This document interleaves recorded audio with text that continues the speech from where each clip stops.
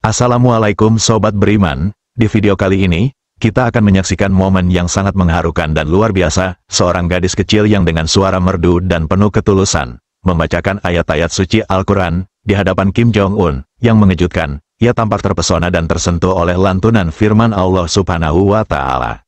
Sungguh, ini jadi pengingat bahwa keindahan Al-Quran mampu menembus batas negara, ideologi, bahkan hati yang paling keras sekalipun.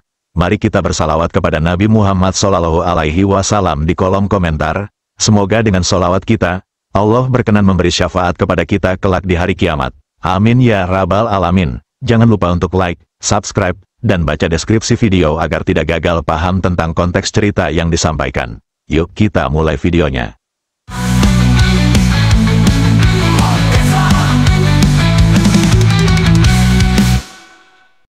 Di antara gemerlap dunia yang penuh hiruk-pikuk, Allah selalu menyisakan satu cahaya lembut yang mampu menyentuh hati manusia, dari yang paling sederhana, hingga yang paling berkuasa. Cahaya itu kini terpancar dari seorang gadis kecil bernama Fatimah, anak perempuan berusia 9 tahun yang telah menghafal 30 juz Al-Quran sejak usianya baru menginjak 7 tahun. Ia bukan hanya seorang penghafal, tapi juga seorang penyampai dakwah yang dikaruniai kepandaian berbicara, kelembutan hati, dan akhlak yang meneduhkan. Fatimah tinggal di sebuah kota kecil yang tenang, jauh dari kebisingan kota besar. Setiap hari ia bangun sebelum subuh, membantu ibunya menyiapkan sarapan, lalu melanjutkan hafalannya dengan suara lirih yang membelah sunyi. Ia dibimbing langsung oleh ayahnya, seorang ustadz sederhana yang mengajarkan Fatimah bukan hanya tentang menghafal, tapi juga memahami dan mengamalkan. Fatimah sayang, ketika kamu baca Al-Quran, jangan hanya suaranya yang bagus, tapi hatimu juga harus ikut menangis karena rindu sama Allah, ujar sang ayah suatu pagi. Fatimah hanya mengangguk sambil tersenyum, matanya berbinar. Abi, Fatimah ingin suatu hari bisa baca Quran di depan banyak orang, bukan untuk dipuji, tapi supaya orang tahu betapa indahnya kalam Allah. Seiring waktu, doanya dikabulkan, Fatimah mulai diundang ke berbagai tempat, dari masjid kecil di kampung, hingga panggung internasional. Ia pernah tampil di Turki, Malaysia, Qatar, bahkan beberapa kali diundang ke acara televisi internasional. Sosoknya yang mungil, dengan jilbab rapi dan senyum yang lembut, mampu membuat ribuan orang terdiam, mendengarkan setiap ayat yang ia lantunkan dengan penuh penghayatan. Namun undangan yang datang kali ini berbeda dari biasanya. Sebuah amplop resmi bersegel dikirim melalui kedutaan. Di dalamnya tertulis nama pemimpin Korea Utara, Kim Jong-un. Bukan undangan ceramah biasa. Fatimah diminta hadir dalam acara tertutup di Istana Negara Pyongyang. Tentu saja keluarganya sempat ragu. Abi, Korea Utara, bukan itu negara yang tertutup? Tanya Fatimah sambil menatap ayahnya. Sang ayah membaca ulang surat itu dengan seksama, lalu mengangguk pelan. Iya, nak, tapi bisa jadi ini bagian dari takdir Allah. Kalau ini panggilan dakwah, dan kita diberi kesempatan menyampaikan cahaya di tempat yang gelap, siapa kita untuk menolaknya? Kabar bahwa seorang gadis kecil hafizah Al-Quran bisa menyentuh hati jutaan orang, rupanya sudah sampai ke telinga Kim Jong-un. Dalam sebuah laporan internal, ia diberitahu tentang seorang anak dari dunia Islam yang dikenal sangat cerdas, pandai bicara, dan punya pengaruh besar hanya dengan membacakan kitab sucinya. Aku ingin melihat sendiri, bagaimana mungkin seorang anak sekecil itu bisa menggugah banyak orang hanya dengan membaca, ucap Kim Jong-un kepada salah satu staf istananya. Kalimat itu terdengar sebagai keingintahuan, tapi juga rasa kagum yang belum diakui secara terang-terangan.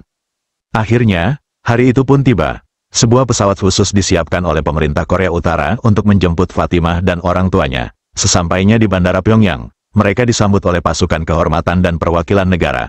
Meskipun semua terlihat formal dan kaku, namun kehadiran Fatimah dengan senyum lembutnya seolah mencairkan suasana. Saat mobil hitam mewah yang membawa mereka mulai memasuki halaman istana, Fatimah menatap keluar jendela, melihat bangunan megah berarsitektur khas Korea yang berdiri gagah di tengah taman yang luas.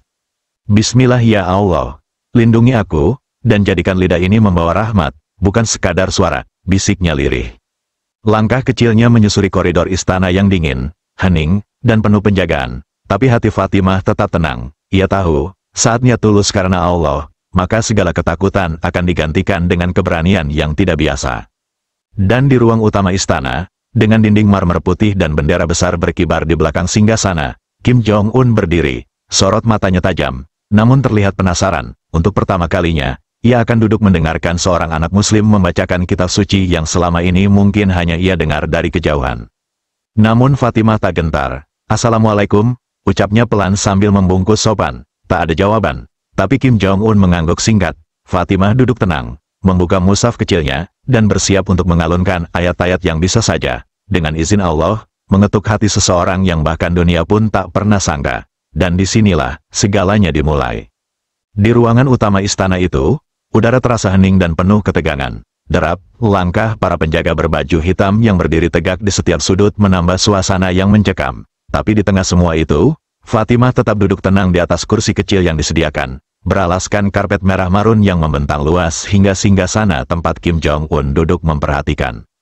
Ia membuka mushaf kecil berwarna biru langit yang selalu dibawanya kemana-mana, jemarinya yang mungil menyentuh lembut halaman yang telah berulang kali ia hafal. Namun hari ini terasa berbeda. Ini bukan sekadar hafalan, ini adalah amanah, sebuah misi yang Allah titipkan untuk menyampaikan cahayanya di tempat yang selama ini dianggap tertutup dari sinar Islam.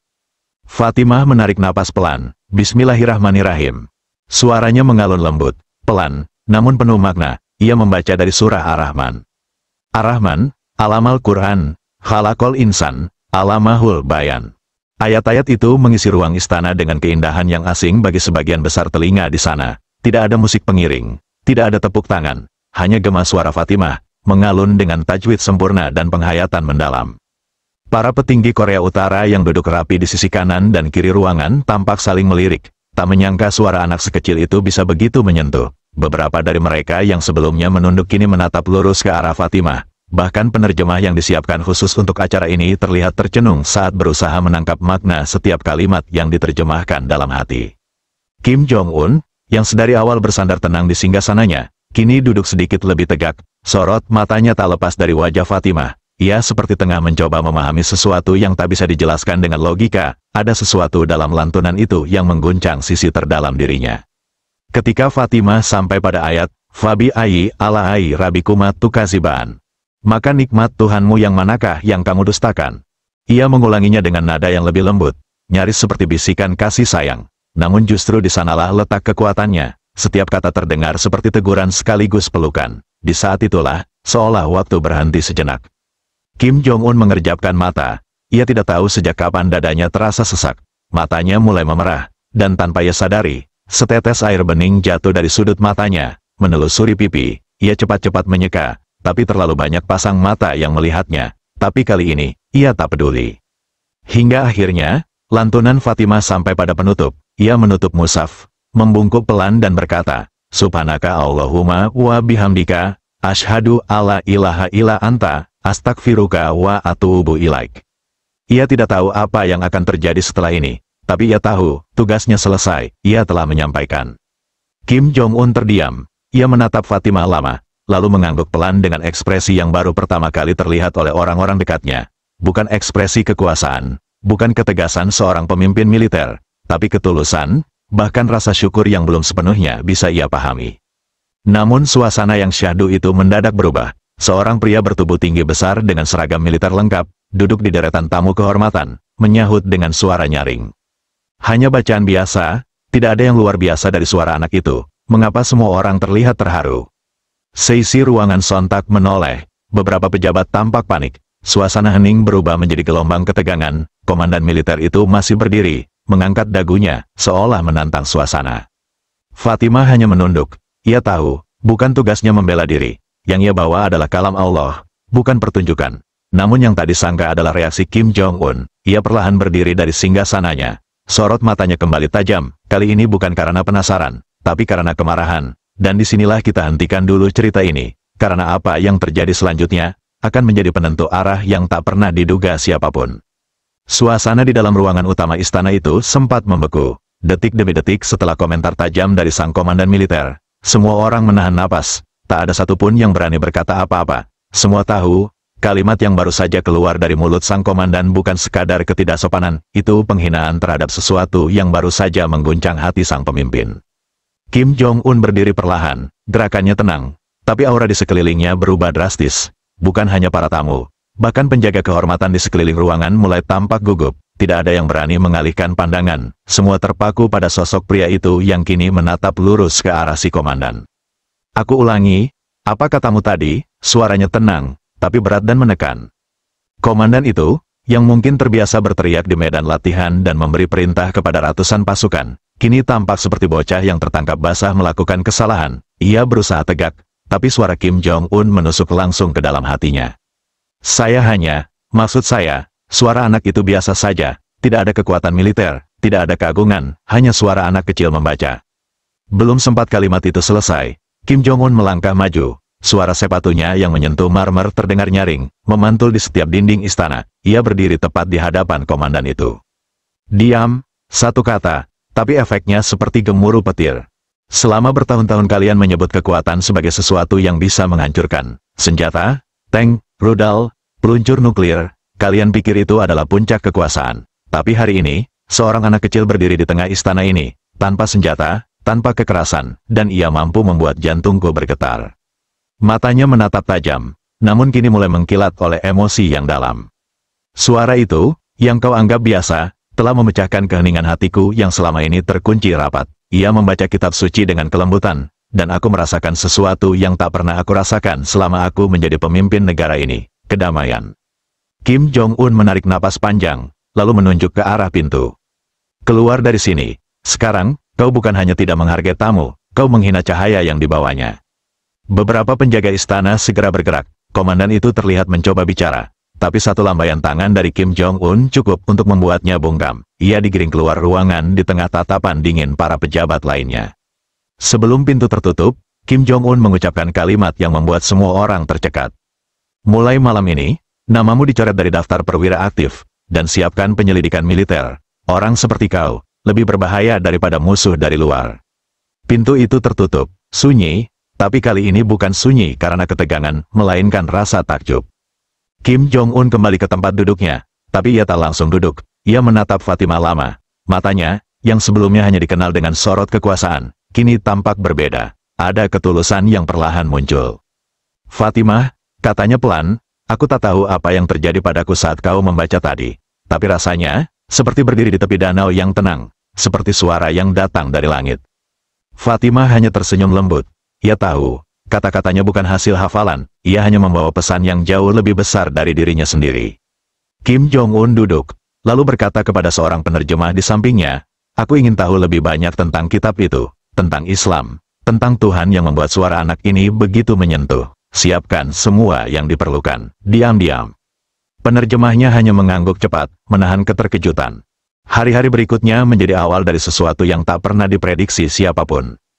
Kim Jong-un mulai meminta dibacakan terjemahan Al-Quran setiap malam sebelum tidur. Ia minta agar diputar lantunan kori-kori ternama dunia di ruang pribadinya. Ia mulai membaca, pelan-pelan, dan setiap kali ia menemukan ayat yang menyentuh, ia mencatatnya. Ia juga mulai mengundang beberapa ulama muslim dari luar negeri secara rahasia, dengan pengamanan ketat, tanpa media.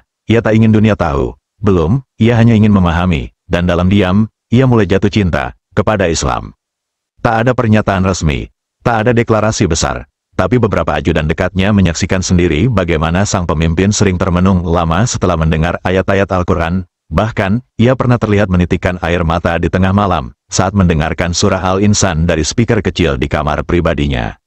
Fatimah sendiri sudah kembali ke negaranya, tapi namanya kini terpatri dalam sejarah, sebagai anak kecil yang datang bukan membawa kekuatan dunia, tapi membawa kekuatan dari langit, yang mampu mengetuk hati manusia paling sulit dijangkau. Sebuah percikan kecil telah menyala di jantung Korea Utara, dan semua orang tahu, nyala kecil itu bisa jadi cahaya yang akan mengubah arah sejarah.